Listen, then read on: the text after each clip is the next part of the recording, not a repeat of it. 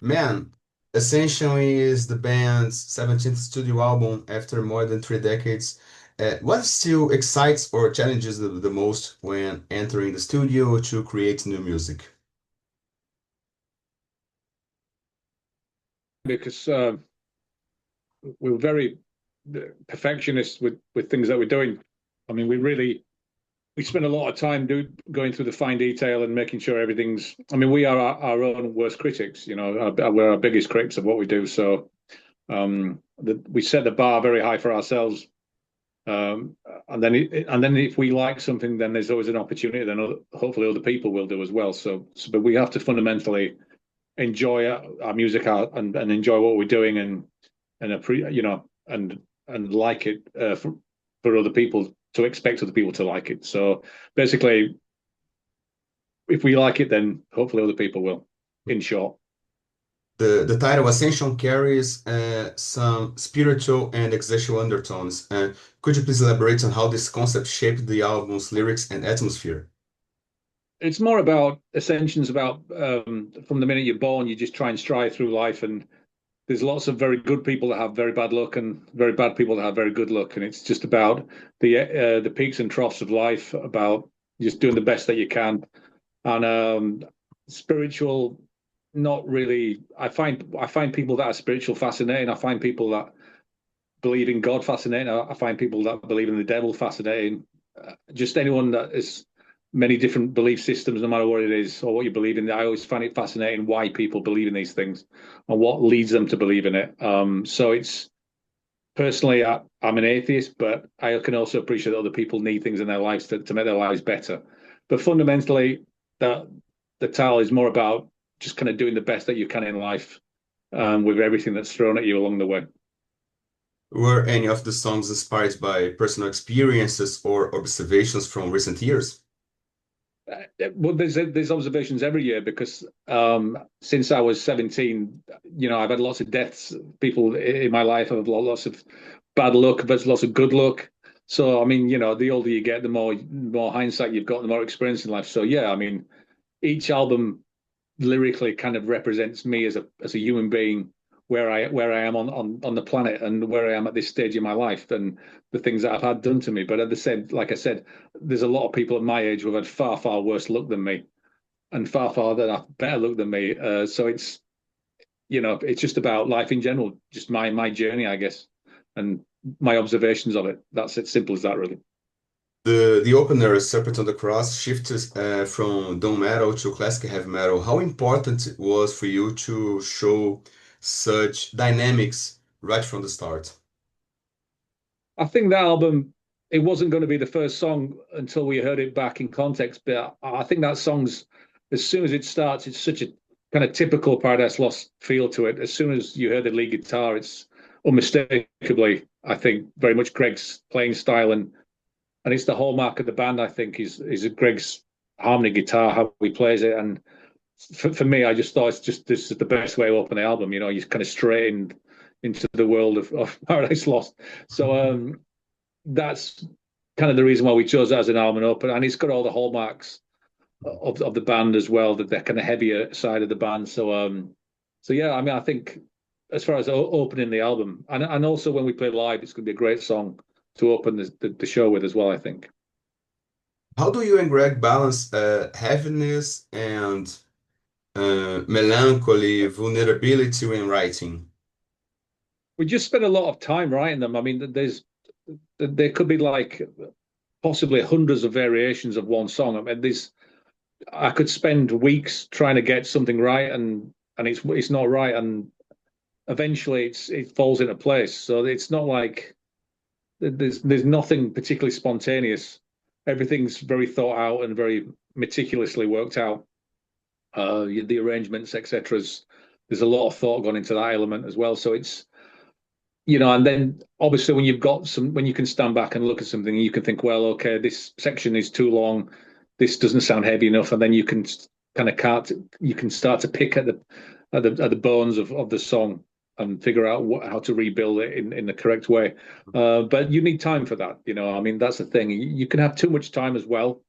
I think you can have too long to work on things, so you kind of overanalyze. But it's good to have a little bit of time, and sometimes you don't have that luxury. But spontaneity is something that it really comes very few and far between. When something's brilliant, spontaneous, and it's brilliant, that doesn't happen very often. There's not many light bulb moments in music, I don't think. I think most stuff needs to be thought about. Greg produced the album. How does working with the band member as a producer affect not only your vocal performance, but the overall recording process? It doesn't change anything because we've done so many albums. We know, I mean, Greg knows what he wants his guitar to sound like. We know how we want the songs to, the arrangements. The arrangements are done well in advance anyway, so they're not going to change during the recording process. Singing, I know what I'm singing right from the word go. So it's the way we write songs, our demos. We also demo our songs to a very kind of high standard, which don't sound dramatically different to the album anyway. The sound quality is better on the album, obviously, but yeah, the song arrangements don't change once we record them. They're Mhm. all done. So Mhm. bringing in an external producer is not really necessary at our stage in our career. Mhm. Having recorded your vocals in Sweden, did the environment or the distance from the band's base in the UK affect the way you approach your performance? It doesn't make any difference. It doesn't matter where I record them. Yeah, I've kind of sang in lots of different environments, and it doesn't. I mean, I would only say the only negative would be if we recorded in a city and I had lots of friends staying there, and they said let's go out for some drinks, then that would change things. But I mean, but even now, I'm too old. I wouldn't do that anyway. So I mean, maybe in my 20s, but now we don't go to the pub that much. That's kind of we're there to record. We're there to record an album, so that's what we do. Do you feel that with Ascension you've reached a kind of synthesis of everything Paradise Lost has ever been musically? I think there's the variation in the tracks. I think there's an element of that. Yeah, I mean, there's definitely. But I mean, I remember people have kind of said that with the last few albums. But I do think, yeah, there's elements of everything you can hear in the past. I mean, maybe not the first album, but certainly, from Icon onwards, there's elements there. Yeah, but I mean, it's kind of good to take that journey and pick up all them influences, all those different styles over the years and years, and bring them into a modern context, and hopefully a modern album. You mentioned people striving to become better in life despite the inevitability of death. Do you see your music as a way of processing or confronting those existential questions? It depends. That's purely down to the individual's represent what the individual takes from it. Because I mean, for me, music is escapism. For me, it's like watching a movie. If I like the music, then it's a good movie. And for however long the album lasts, that's where it just takes me away, and that's what it's always done for me, and it still does it for me. It's just Mhm. pure escapism, and also music serves as very much a nostalgic element. It reminds me of things in the past. Certain songs from the past remind me of times in the past, which is also a strong thing. That's something that it's a very powerful thing. But I mean, if people will take whatever they want from music, I mean, you can take it lightly, or you can just if it helps you through difficult periods, the music is acting as an aid for you. Then that's also a great thing. But I mean, people Mhm. take what they want from it. There's not too much or too little. It's whatever you want to take from it. In the press release, you said that miserable music is the most enjoyable to write. What do you think makes sadness, melancholy, and darkness so compelling, both for artists and for the fans? I mean, I was always when I was a young kid, I was always into horror films from a very very young age. I mean, from like 6 or 7 years old, I always liked horror films. I liked the kind of dark movies, the vampire movies. I always liked that was always my favorite thing. I mean, and then when I heard heavy metal, it kind of went hand in hand with that. I mean, particularly like Black Sabbath. It just the heaviness of it was kind of it just fitted with it. So I naturally got into heavy metal from that. I'm still a massive fan of horror movies as well. But to me, it all links together. So I just think I don't know. It's just if you kind of, I mean, a lot of the bands that I know who are kind of who present themselves as kind of a happy band or a fun band, they're usually the most miserable people when they're not on the stage, and usually the most miserable guys are the most fun. So I don't know how that works, but I mean, we like to have a laugh with the best of them, but we've always loved the kind of darker elements of music and Hmm. everything else, you know. There's a song on Ascension that I foresee as becoming a live staple for the band, and that is Silence Like the Grave. On its lyrics, it reflects on the futility of war, and I would like to know how do you approach writing uh, songs that deal with universe issues without being overly direct or political? Because I don't really deal with them directly. I mean, I don't even, I kind of flutter at them, and if I think something's specific, then I'll change it because I like to approach lyrics from hopefully a more poetic angle, and I don't like things to make sense. And if I want things to make sense, then I'll read the news, or current affairs. When I read lyrics, I like them to be poetic, and I like really bold, pompous statements and bold, pompous. And I also like lyrics that are so negative they're almost funny. There's a heavy sense of dark humor that is in tragedy somehow. There can be humor in tragedy as well, where something's so sad it couldn't get any more sad, so you can find the humor in it. I mean, I always find that interesting as well. But for me, lyrics they have to sound right at the right part in the song. How they sound in a song is more important than what they're about. I just like words that sound good in certain parts of the song. So when I used to listen to Celtic Frost in the 80s, Tom G. Warry's lyrics were so poetic. I always loved his lyrics and I loved how they sounded.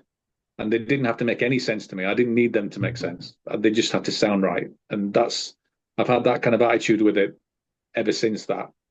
But obviously, people like to tie things up into little parcels and say, right, that's that and that's that. But I don't think art has to make sense. It just has to feel right. Uh, do you ever reflect on the impact that Paradise Lost had on metal as a whole? Yeah, it's a weird thing because I mean we've always felt like we were never part of a scene, really. I mean, there's a lot of bands, have influenced us that are still around today, and there's a lot of bands that we've influenced that are around today as well. But we've never really felt part of a scene. We've never really. I mean, we're part of the umbrella that is heavy metal, and that's fine. We have no problem with that at all. But we've always felt like we were kind of outside it a little bit. A lot of the festival bills that I see around, a lot of bands really work together. And then if we're on there, it kind of look. We've always been a little bit different, but I kind of like that. I'm not. I don't need to be in a team. We're very happy to be in our own little team. We don't have to be in this kind of big thing where everyone's on the same bill all the time, the same bands, blah blah blah. But I mean, I don't mind being a little bit outside it. I mean, it makes it a bit more interesting, perhaps. In 2026, Gothic will turn 35 years. Are there any plans to celebrate this landmark? Probably not, but I'm sure that our manager will find some way of making us do something. Is it 26? Did you say 26 or 36? Yeah, It's 26. 2026, next year. Oh yeah, no, the next one will be 30. The 3-0. That's the one. 3-0. Uh, Looking back at Gothic, what do you think made the album so groundbreaking for its time? It's very kind of because we kind of got heavily into the Sisters of Mercy. I mean, we listened to goth bands before that, but I think the Sisters just really kind of turned us on into that sound.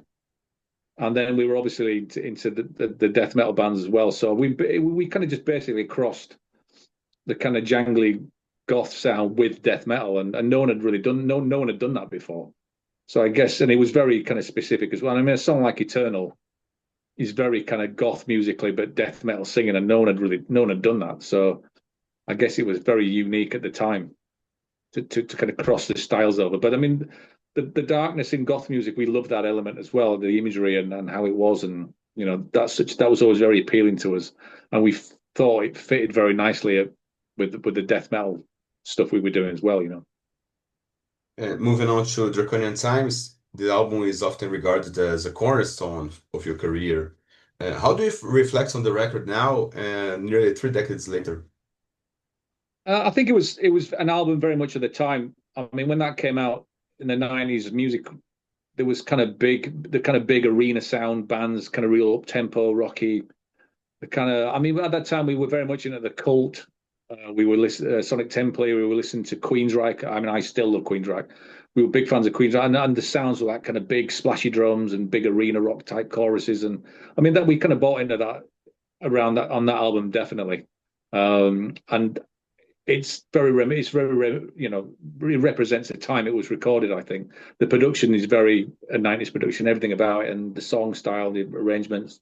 So yeah, we bought into that, and it's you know doing that kind of album now, I don't think it would work, but it definitely worked at that time, because there was a lot of that vibe around. Do you think Draconian Times sometimes overshadows other parts of the band's catalog, or do you see it as more as a benchmark that the band naturally evolved from? It's a benchmark because things change. I mean, fashions change, music changes, what people listen to change. I mean, not long after that, the new metal thing came along, which completely changed metal on its head. It totally changed the scene completely. There's to a new generation of listener, they probably grew up with new metal they don't know anything about, and it's something for them to perhaps go back and explore the early '90s stuff that was around. I mean, grunge came around around the early '90s or whatever, and didn't really change the scene we were in at all. It kind of sat alongside it pretty nicely, I think. But new metal definitely changed things. It definitely changed what people were listening to and what the younger people were listening to. But I guess it's just a case of you just keep doing what you do and just believe in what you do, and hopefully other people will believe in it, and then hopefully you can be around as long as we have. But again, like I said right at the beginning, there's so much luck involved.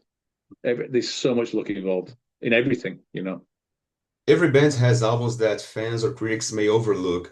Is there a Paradise Lost album you consider underrated? I would say the Host album, and I know lots of people like that album, but I know lots of people hated it when it came out because it was probably the wrong album at the wrong time. In hindsight, it would have been maybe easier to release it as a project or something because we wouldn't have got as much flack for it. But I mean, I still think the materials. I think it's a great, really strong album. I think it's some of the best songs we've ever written are on that album as well, personally. But it isn't, it's not Draconian Times, so it was a big shock, I think, for lots of people. I think if it was released now and the times were the same as they were then, I think we would probably broken the internet with people with the complaints from that album. But I think if anyone's kind of wanting to check out our history, I think that album's it's a real wild card album. But I think it's such a strong album. So, yeah, I mean, and also Shades of God as well. I think that album kind of went under the radar a little bit.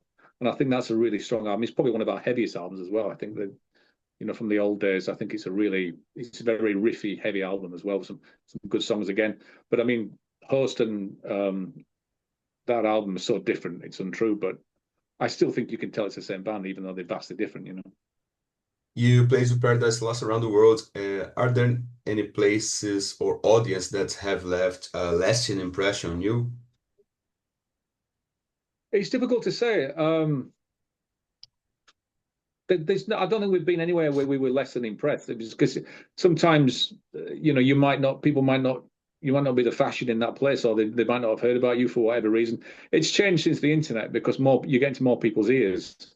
Like in America, more people have heard about us since the internet for sure. I mean, before that, everyone just relied on radio play in America. And if you didn't get on radio, you pretty much, you could tour forever there and still no one would know who you were.